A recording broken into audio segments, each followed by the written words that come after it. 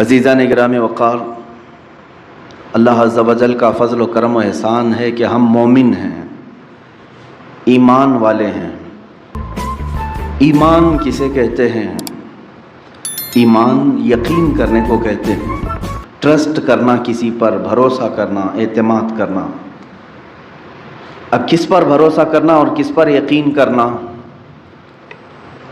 تو اسلام یہ بتاتا ہے کہ اللہ کو ایک مان کر اس پر یقین رکھنا یہ ایمان ہے۔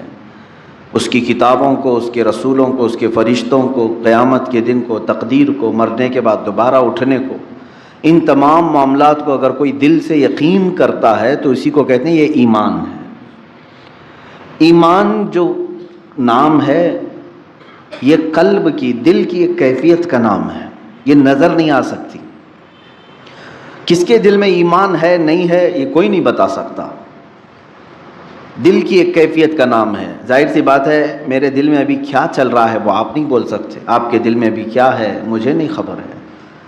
تو دلوں کی کیفیت میں سے ایک کیفیت کا نام ایمان ہے۔ اسی طرح سے کفر بھی ہے، ایمان کا اپوزٹ کفر ہے۔ کفر بھی دل سے کسی کا انکار کرنا، اللہ کا یا رسولوں کا یا قیامت کا یا ضروریات اسلام میں کسی چیز کا انکار کرنا،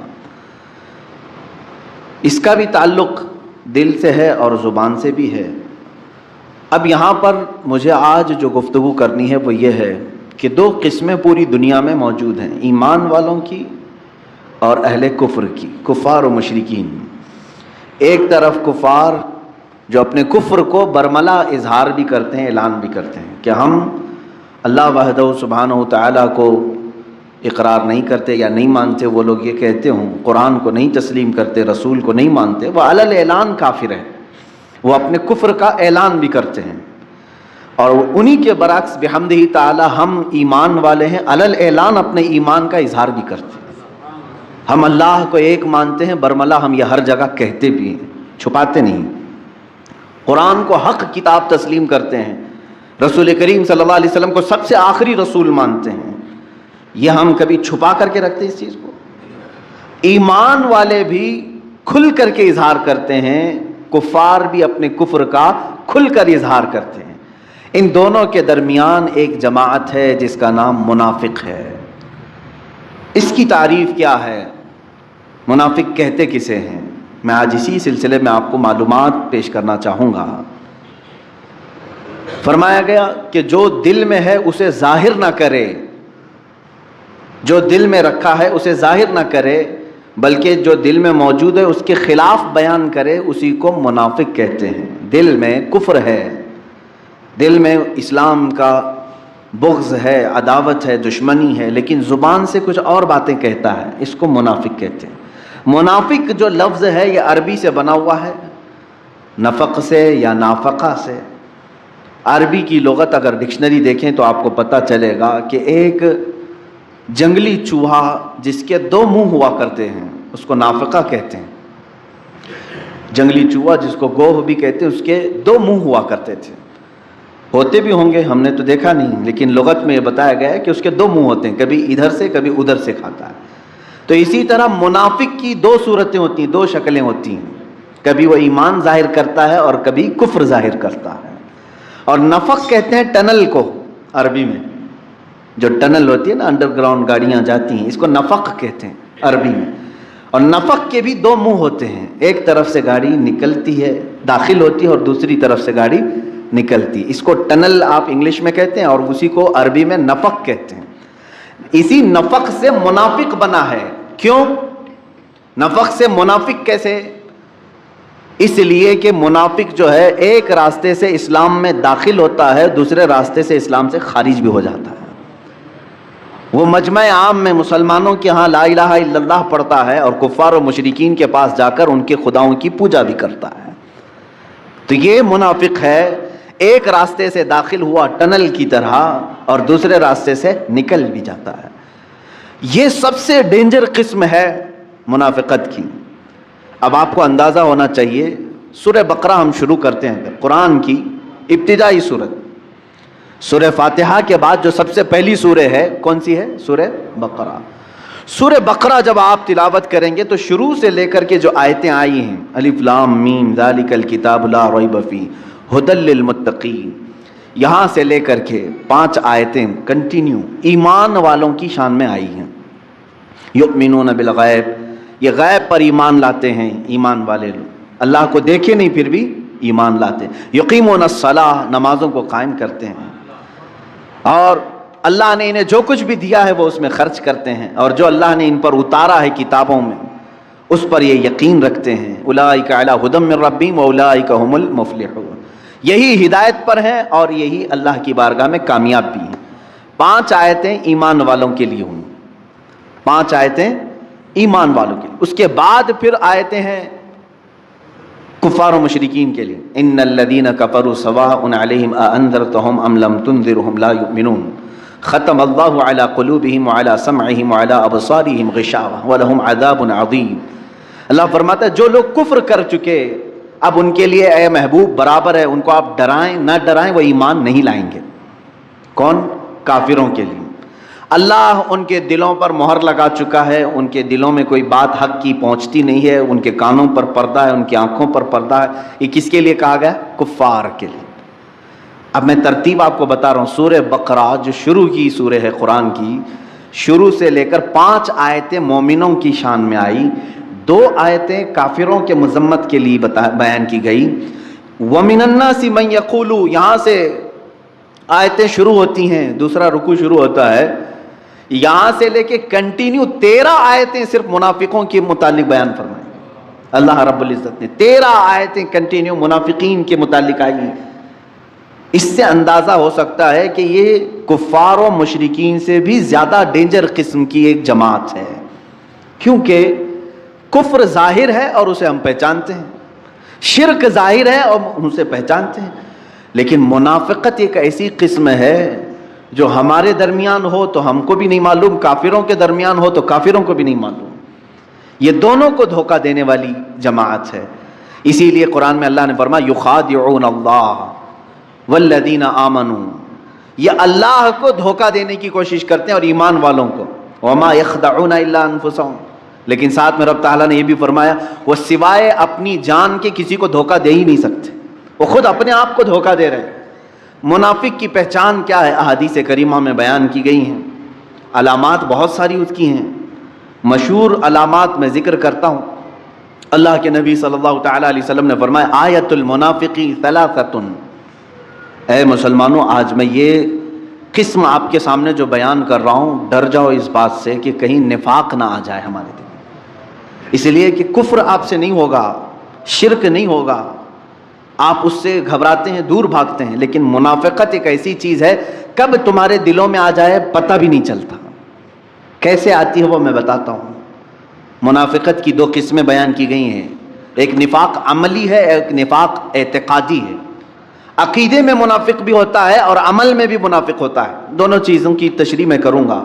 پہلی چیز تو میں یہ بتاتا ہوں کہ کیوں یہ منافقت کے متعلق میں نے آج موضوع کو چھیڑا ہے، کیونکہ رب تعالیٰ نے جہاں دردناک عذابات کا ذکر فرمایا ہے قرآن پاک میں، جہنم کے 5ویں پارے کی اخیر صفحے کی آیت ہے سورہ نساء میں، اللہ تعالیٰ فرماتا ہے ان المنافقین فی الدرک الاسفل من النار، اللہ فرماتا ہے جہنم کے سب سے نچلے طبقے میں ہم منافقین کو رکھیں گے، سب سے نیچے والا طبقہ۔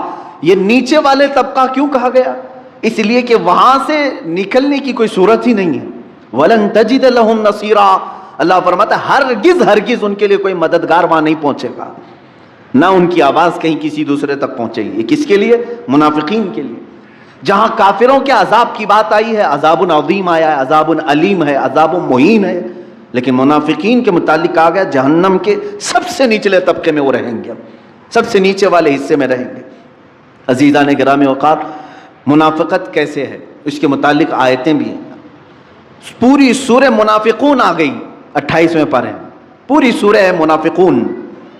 اذا جاءك المنافقون قالوا نشهد انك لرسول الله قالوا نشهد انك لرسول الله والله يعلم انك لرسوله والله يشهد ان المنافقين لكاذبون۔ یہاں سے سورہ شروع ہو رہی، کیسے آتے ہیں منافق؟ حضور صلی اللہ علیہ وسلم سے رب تعالیٰ فرما رہا ہے اے محبوب منافقین آپ کے پاس آتے ہیں اور یوں کہتے ہیں ہم گواہی دیتے ہیں کہ آپ اللہ کے رسول ہیں. یہ کہتے ہیں آپ اللہ کے رسول ہیں, اور رب تعالیٰ فرماتا ہے اللہ ضرور جانتا ہے کہ آپ اللہ کے رسول ہیں, لیکن اللہ اس بات کی گواہی دیتا ہے کہ منافق جھوٹ بول رہے ہیں, وہ آپ کو آخری رسول نہیں تسلیم کرتے ہیں, وہ تو صرف جنگوں میں موجود مال غنیمت حاصل کرنے کے لیے آپ کے پاس آ رہے ہیں. جب دیکھا اسلام کا بول بالا تو جماعتوں میں شریک ہو گئے, اور جب دیکھا کہ اسلام پر کوئی مصیبت آئی تو یہاں سے چھوڑ کر چلے گئے. اس طرح کی مثالیں مدینہ طیبہ میں بہت مرتبہ ہوئیں. اللہ کے حبیب صلی اللہ تعالیٰ علیہ وسلم جب مدینہ طیبہ تشریف لائے تو یہاں سب سے بڑا جو خطرہ تھا وہ یہودیوں سے زیادہ منافقین سے تھا. ہر بات جا کر لیک کرتے تھے یہودیوں کے پاس, عیسائیوں کے پاس, کہ محمد صلی اللہ تعالیٰ علیہ وسلم آج یہ پلاننگ کر رہے تھے, یہ باتیں کر رہے تھے. ہر چیز یہاں کی لے جا کر وہاں پہنچاتے تھے. کئی دنوں تک یہ معاملہ چلتا رہا. جنگ بدر کے بعد تو بہت سارے لوگ اسلام میں داخل ہوئے. جنگ بدر ایک ایسی فیصلہ کن جنگ تھی, صرف 313 مسلمان ہیں اور 1000 سے زیادہ کافر ہیں. 313 کو جب فتح عظیم مل گئی تو ان لوگوں نے سوچا کوئی تو طاقت ہے ان کے پاس, ساتھ ہو جانا چاہیے.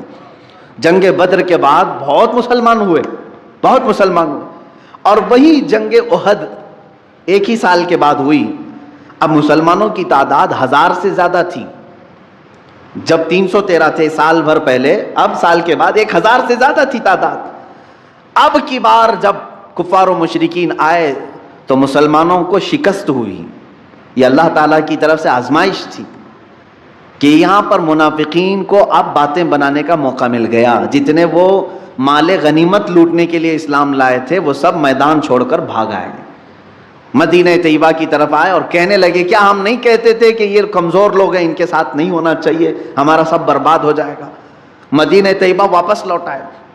یہ منافقت کی اقسام تھیں میرے عزیزو. اسی طرح یہ معاملہ چلتا رہا جنگ خندق میں بھی کئی منافقین حضور صلی اللہ تعالیٰ علیہ وسلم کو چھوڑ کر صرف یہ بات کہہ کر کے آئے ہمارے مدینے میں عورتیں تنہا ہیں, ہم آپ کے ساتھ نہیں کھڑے ہو سکتے, دشمن کا خطرہ ہے, ہماری عورتیں بغیر گھر کے ہیں, بغیر چھتوں کے ہیں, ہم ان کے پاس جا رہے ہیں.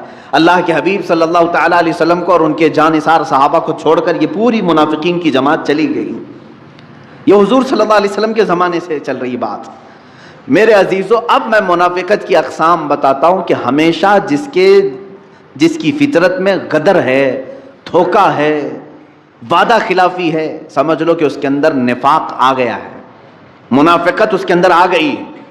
علامتیں میں بتاتا ہوں, بخاری شریف کی بھی حدیث ہے. اللہ کے حبیب صلی اللہ علیہ وسلم فرماتے ہیں آیت المنافق ثلاثۃ, منافق کی علامتیں 3 ہیں, 3 مشہور علامتیں. اذا حدث كذب واذا اؤتمن خان واذا وعد خلف, او كما قال النبی صلی اللہ علیہ وسلم. فرماتے ہیں اس کی پہلی علامت یہ ہے کہ جب بات کرے گا تو جھوٹ بولے گا. دوسری علامت یہ, اس کے پاس اگر امانت رکھو گے تو کھا جائے گا, خیانت کرے گا. تیسری علامت یہ ہے کہ جب بھی وعدہ کرے گا تو مکر جائے گا, وعدہ خلافی کرے گا. یہ تو منافق کی اقسام بتائی گئی ہیں. جھانک کر کے دیکھ لو کہیں ان تینوں میں ہم تو نہیں پڑے ہوئے ہیں, مبتلا تو نہیں ہو گئے کہیں. خاص طور پر تاجر لوگوں سے, بزنس کرنے والوں سے مخاطب ہو کر کے بزرگوں نے فرمایا تمہیں کثرت سے جھوٹ کا سامنا کرنا پڑتا ہے, اور اس جھوٹ پر اگر تم نے کنٹینیو مداومت اختیار کر لی تو تم منافقت کے سٹیج پر پہنچ جاؤ گے. منافق کی ایک علامت یہ ہے کہ اپنی بات کو منوانے کے لیے بار بار قسمیں کھاتا ہے, اللہ کی قسم, کعبے کی قسم, قرآن کی قسم, کثرت سے وہ قسمیں کھاتا ہے منافق. اور جب بھی اس کے پاس کوئی امانت رکھی جائے تو خیانت کرتا ہے, صحیح طریقے سے اس کو نہیں لوٹاتا. امانت بہت قسم کی ہے میرے عزیزوں, صرف پیسہ ہی امانت نہیں ہے, کسی کی باتیں بھی تمہارے پاس امانت ہوتی ہیں, کسی کا مال تمہارے پاس امانت ہے, کسی کی بیٹی تمہارے پاس امانت ہے, کسی کے بچے تمہارے پاس امانت ہے. امانت کی بہت ساری قسمیں, اس میں خیانت کرنے والا منافق کی علامتوں میں شامل ہو گیا. اور جب کبھی وعدہ کرے تو وعدہ خلافی کرتا ہے. وعدہ کرتا ہے کہ میں فلاں تاریخ کو آپ کو پیسے دے دوں گا, میں فلاں تاریخ کو آپ سے ملاقات کر لوں گا, فلاں تاریخ کو یہ کام کر لوں گا, اور پھر مکر جاتا ہے. فرمایا گیا اس کے اندر منافقت آ گئی ہے. یہ نفاق کی 3 بڑی علامتیں ہیں, بڑی علامتیں ہیں. اب جو 13 آیتیں میں نے جس کا ذکر کیا سورہ بقرہ میں شروع سے لے کر دوسرے رکوع سے تیسرے رکوع تک اگر آپ پڑھیں گے، اللہ تعالیٰ نے صاف صاف ان کے طریقے بیان کیا ہے۔ یہ خود میں خوش رہتے ہیں کہ ہم سب کو دھوکہ دے رہے ہیں، ہم صحیح ہیں باقی سب غلط ہیں، ہم سب کو ٹوپی پہنا چکے ہیں، وہ یہ خیال میں رہتے ہیں۔ اللہ ان کی اس چیز کو مسلمانوں کے سامنے کھل کر کے بیان کیا ہے۔ وہ خود اپنے زوم میں مبتلا رہتے ہیں کہ ہم سب کو دھوکہ دے رہے ہیں، حالانکہ اللہ ان کے دھوکے سے ہر مسلمان کو بچاتا بھی ہے، اللہ تعالیٰ محفوظ رکھتا ہے۔ اگر منافقین کے دھوکے سے ہم محفوظ نہیں رہتے تو یہ کب کے اسلام کی جڑیں کاٹ چکے ہوتے ہیں، کیونکہ یہ چوہے کی طرح داخل ہوتے ہیں جماعتوں میں اور قطر بھی نہیں کرتے ہیں۔ اگر ان کو کامیاب ہی ہونا ہوتا تو 14 صدیوں تک اسلام کا یہ پودا نہیں لہلہا رہا ہوتا، یہ کاٹ چکے ہوتے، یہ اپنی تمام تر کوششیں کر چکے ہوتے ہیں، بظاہر یہ کامیاب دکھتے ہیں لیکن مولا تعالیٰ ان کو خائب و خاسر اور ذلیل کرتا ہے ہر زمانے میں، ہر زمانے میں۔ میرے عزیزو، منافقت سے ہمیشہ بچنے کی کوشش کرو اور دعا کرتے رہو کہ اللہ میرے دل میں کبھی منافقت نہ آئے۔ یہ آتی کیسے ہے؟ اس کا سارا دار و مدار محبت رسول پر ہے۔ اگر یہاں ہلکی سی بھی بات خرابی آ گئی تو سیدھے اس کے اندر منافقت آ جائے گی۔ اگر نبی کی بات کو، میرے آقا صلی اللہ تعالیٰ علیہ وسلم کی بات کو ہلکا سمجھ لیا، کمتر سمجھ لیا، سمجھ لو کہ وہ گر گیا ایمان کے درجے سے اور منافقین میں آ گیا۔ ایک صحابی ہیں حضرت عمرو بن سعید رضی اللہ تعالیٰ عنہ، عمرو بن سعد یا عمرو بن سعید ہیں، یہ ان کا چچا تھا جلاس۔ یہ دونوں لوگ مدینہ طیبہ کے کنارے رہتے تھے۔ جلاس جو ہے حضور صلی اللہ تعالیٰ علیہ وسلم کی مجلس میں ہمیشہ حاضر رہنے والا، اور وہ اپنے چھوٹے بھتیجے کو عمرو کو لے کر کے بارگاہ رسول صلی اللہ تعالیٰ علیہ وسلم میں حاضر ہوتا تھا۔ جب بھی حضور صلی اللہ تعالیٰ علیہ وسلم کے جماعت میں حاضر ہو تو یہاں پر جو جو باتیں سنی جاتی تھی اس پر عمل کرنے کی کوشش کرتے۔ عمیر بن سعد، عمیر بھتیجے کا نام، یہ چھوٹی عمر کے تھے۔ چچا خود ہاتھ پکڑ کر کے بارگاہ رسول میں لے کر کے آتا تھا۔ ایک دن ایسا ہوا کہ چچا نہیں آیا، جلاس بن سویت یہ نہیں آیا، بھتیجا عمیر بن سعد یہ بارگاہ رسول میں حاضر رہا، اور حضور اکرم صلی اللہ علیہ وسلم نے اس دن ایک بشارت سنائی، اے لوگوں ان قریب اللہ تعالیٰ قریش پر ہمیں فتح عظیم عطا کرے گا اور ہم خانہ کعبہ شان سے داخل ہوں گے۔ حضور صلی اللہ علیہ وسلم جب یہ بشارت دیے، چھوٹی عمر تھی عمیر بن سعد کی، خوشی سے دوڑتے ہوئے آئے اور اپنے چچا جلاس بن سویت کو آ کر کے کہا، چچا چچا معلوم ہے آپ کو آج اللہ کے رسول صلی اللہ علیہ وسلم نے کیا فرمایا؟ کہا کیا کہا؟ کہا اللہ کے رسول نے فرمایا کہ ان قریب اللہ قریش پر انہیں فتح عظیم عطا کرے گا، شان سے وہ داخل ہوں گے۔ جلاس بن سویت نے کہا ہے اگر محمد کو فتح ہو گئی تو ہم گدھے سے بدتر کہلائیں گے۔ دل کا منافق تھا، حضور صلی اللہ علیہ وسلم کے بارے میں کہہ گیا، جبکہ وہ مجلس رسول میں کنٹینیو حاضر ہونے والا شخص اور اپنے بھتیجے کو پکڑ کر کے لانے والا شخص۔ عمیر بن سعد نے کہا چچا آپ ہی تو مجھے لے کر جاتے تھے۔ کہا لے کر جاتا تھا لیکن بڑی بڑی باتیں مت کرو، محمد کی بات اور ہے، قریش کی بات اور ہے۔ عمیر بن سعد وہاں سے فوراً بھاگتے ہوئے نکل آئے کہ چچا کا دماغ خراب ہو گیا ہوگا، یا تو یہ اب تک نہیں جانتے تھے۔ اب بتائیں بھتیجا خود چچا کی منافقت کو نہیں سمجھ پا رہا تھا۔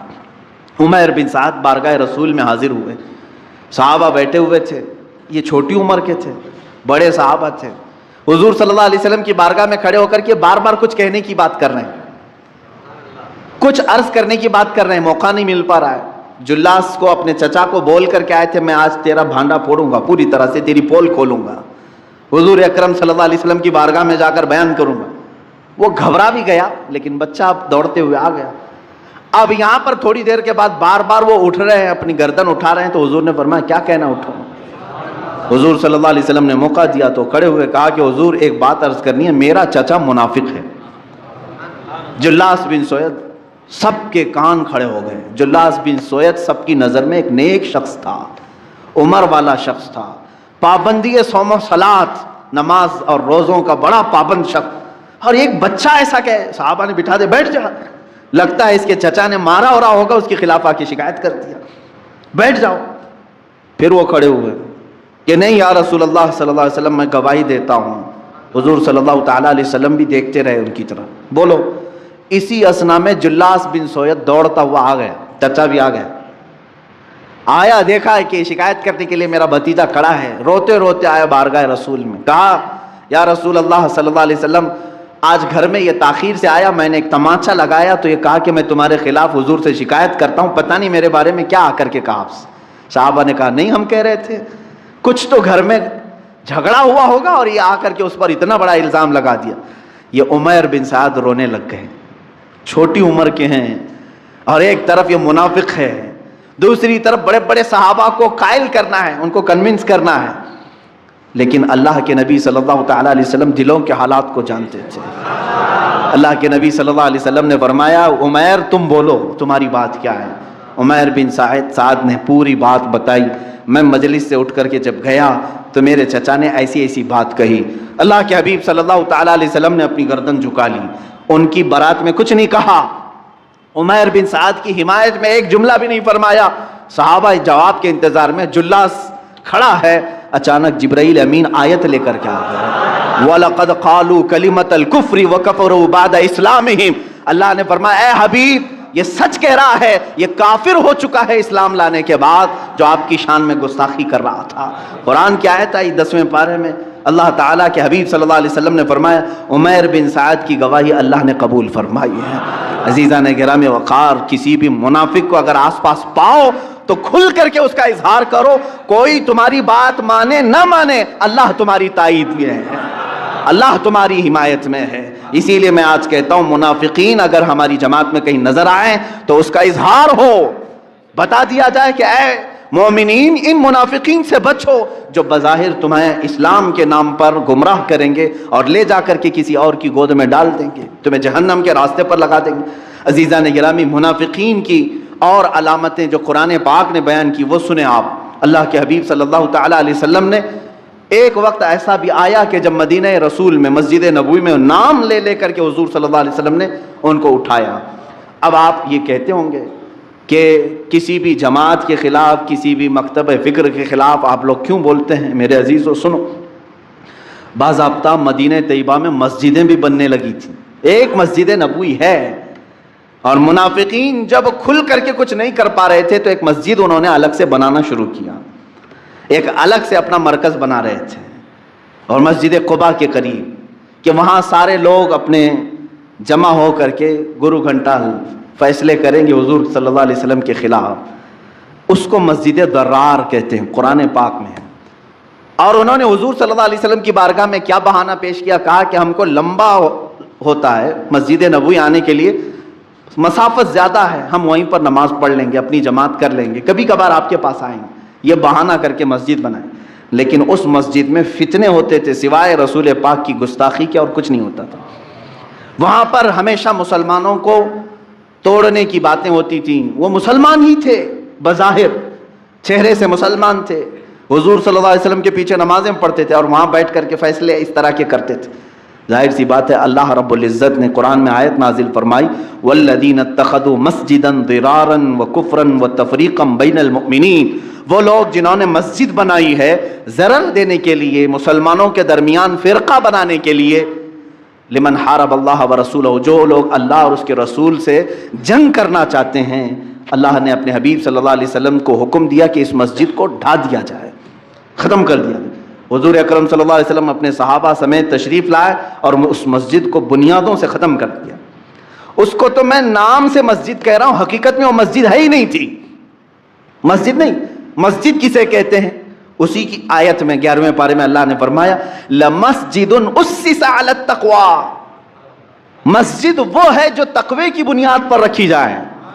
اللہ رب العزت اور اس کے حبیب صلی اللہ علیہ وسلم کے عشق اور محبت کی بنیاد پر رکھی جائے, وہ مسجد ہے.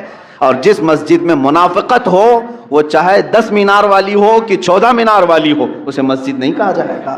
جہاں سے محبت رسول صلی اللہ تعالیٰ علیہ وسلم کی خوشبو آتی ہے, وہ مسجد اگر جھونپڑی میں بھی ہو تو وہ مسجد ہے, وہ حرم ہے. اور اگر بغض رسول اور عداوت رسول جس جگہ سے سنائی دے رہا ہو, وہ مسجد نہیں کہلائے گی. میرے عزیزو, ایک پکی عمارت ہے بس, اور کچھ نہیں ہے. اس طرح سے اللہ کے رسول صلی اللہ علیہ وسلم کو اس کو ختم کرنے کا حکم دیا گیا. اسی لیے میں نے پچھلے جمعہ بھی کہا تھا، اقبال نے جو بات کہی وہ بہت سچ کہی ہے. آبروئے ماں ز نام مصطفیٰ، ہماری سب کی آبرو عزت کس سے جڑی ہوئی ہے؟ نام مصطفیٰ سے. اس میں اگر ذرا برابر بھی کمی آ گئی تو سمجھ لو نہ تم مسلمان ہو نہ تم انسان ہو، تمہاری کوئی حیثیت نہیں ہے. اسی لیے اقبال نے یہ بھی کہا ہے، بمصطفیٰ برسا خیش کے دی ہما اوست، اپنے آپ کو نبی کونین صلی اللہ علیہ وسلم تک پہنچا دو، اس لیے کہ یہی اصل دین ہے. تم اگر ان کی ذات تک پہنچ گئے یہی دین ہے. اگر بہو نہ رسیدی تمام بول حبیس، اگر حضور صلی اللہ علیہ وسلم تک تم نہیں پہنچ سکے تو پوری زندگی تمہاری ابو لہب کی طرح ہے، ابو لہب کی طرح ہے.